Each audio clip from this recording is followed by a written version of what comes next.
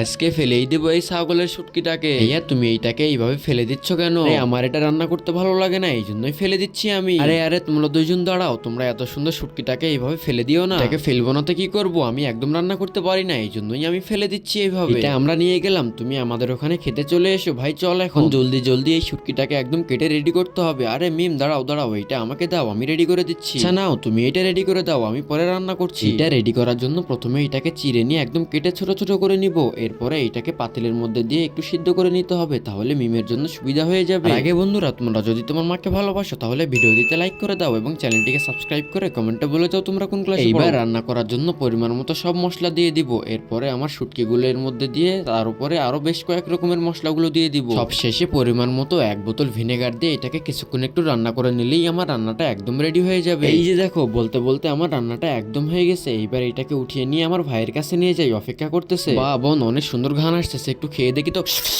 আরে বা অনেক মজা হয়েছে এটা। এই তো অনেক মজা হয়েছে এটা।